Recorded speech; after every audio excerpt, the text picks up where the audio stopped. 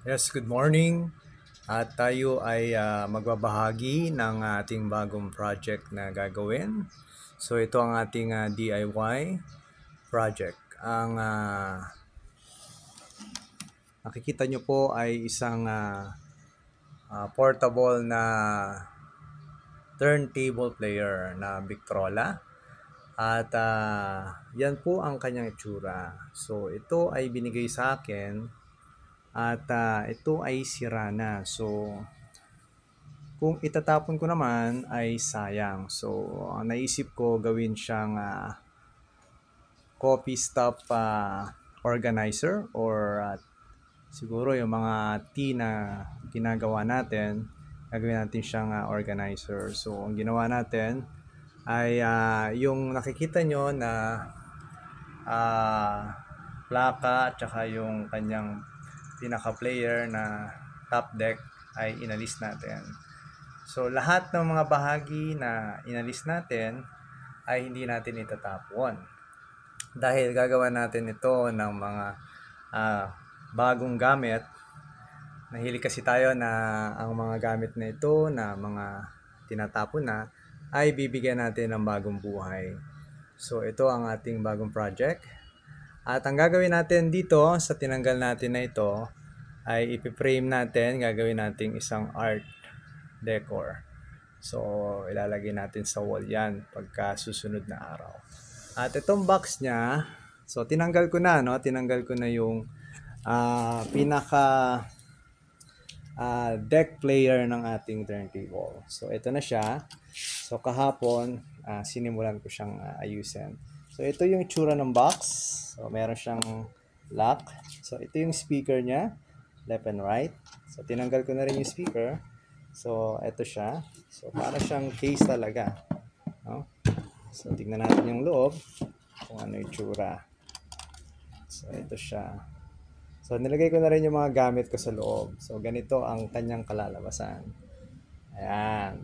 So, ito, nilagyan ko siya ng divider para sa tumbler. Kung saan ilalagay natin sa tumbler yung mainit na tubig. Ito. Gawin natin yan. So, kung makikita nyo, meron tatlo dito na aking glass container. Kung saan lalagay natin ang ating mga hindi instant na mga kape. Yan. Tsaka yung ating mga natural na honey at kokwa na magagamit natin sa mga pagtitimpla ng kape. Ito naman, another container para lagayan naman natin ng sesame seeds. At ito yung sukat. Sa part na ito, pwedeng kakasya ang dalawang tasa. So, pwedeng dalawa ang magkakape. So, sinukat ko na siya. So, wala ito dati. Ito mga kahoy na ito, wala ito. At ang laman talaga niya ay wala siyang nakalagay na mga kahoy tulad nito. So, kahapon, naisip kong tumingin sa aking bodega ng mga natirang kahoy. Nakita ko ito. So, nakita ko to. So, itong mga kahoy na ito, ginawa ko siyang divider. So, ang mga kahoy na ito ay hindi siya nakapix. So, gusto ko kasi, pwede siyang i-adjust. Kung halimbawa, merong maliit, may malaki akong ilalagay, at iba ang use niya para sa araw na yon, ay pwede kong alisin ang mga divider nito. So, hindi ko na siya ginlu, hindi ko rin siya pinapako. So, naka-intact lang siya.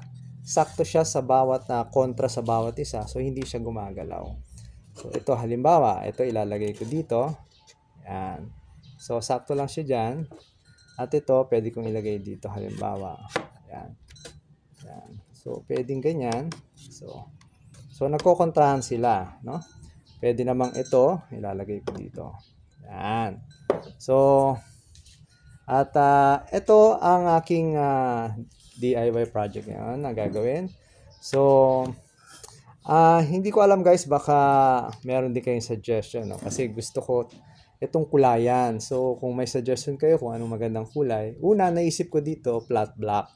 Dito sa bahagi ng kahoy. Itong bahagi ito. At ang pangalawa, dahil kahoy siya, kung kukulayan ko naman siya ng flat black, ay hindi na nalulutang yung kahoy, yung mga haspe, yan. So mawawala yung pagiging natural ng kahoy. Kaya ang isang option ko ay kulayan ko siya ng mahogany or any varnish finish na itong bahagi na ito. So yun ang gusto kong tanong sa inyo guys. Baka meron kayong suggestion, no, bago natin kulayan. So yan. So meron din kasi ako ditong portable na lutuan. So iayos ko lang muna para makita nyo ang ating ginagawang DIY project. Okay? So ito yung ating lutuan. So ang maganda rito, pwede ka magluto dito. So dahil sakto ito itong lutuan na ito, pag sinara mo, sakto siya. So halimbawa, nandiyan yung lutuan. So sakto siya. So ito yung aking portable na lutuan. So pwede mo siya dyan ilagay. Tapos tatanggalin ko to. At itong part na ito, meron siyang output to ng left and right speaker. So natatanggal to, ginawa ko siyang removable. Yan. So kung makikita nyo, butas na itong bahagi na yan. So ngayon, dahil syempre, kung at tayo ay gagamit ng butane gas, ay pwede nating ilusot to dito. So hindi naka-expose o hindi magkatabi, no? Hindi magkatabi yung ating butane gas tsaka yung cooking set natin. So nasa labas yung butane gas.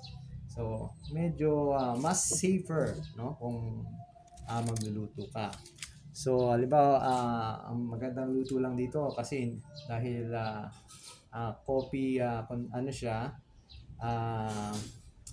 parang coffee setup siya. So painit ka na ng tubig. So kung halimbawa gusto mo talaga magluto at meron kang gustong ayaw mong matalsikan ng mantika, pwede mong ilagay ito. Yan, o kaya yung something na medyo slight messy, no? So meron kang dapat na ganito para hindi naman siya maging messy yung ating itong box na ito na ating DIY project. So yan. So ito, tatabihin natin. At ngayon ay halimbawa, babalik natin sa dati. Ang araw na ating nakasetup is yung magkakapit tayo or magpipi, no? So kung yun ang ating setup, ay ito ang ating gagawin. So ito maganda dito, so hindi ko siya pinipix para pwede ko siyang ilipat at ilagay ang ibang mga stuff. Yan. So parang ganyan ang setup niya. So, yan, no? Yan.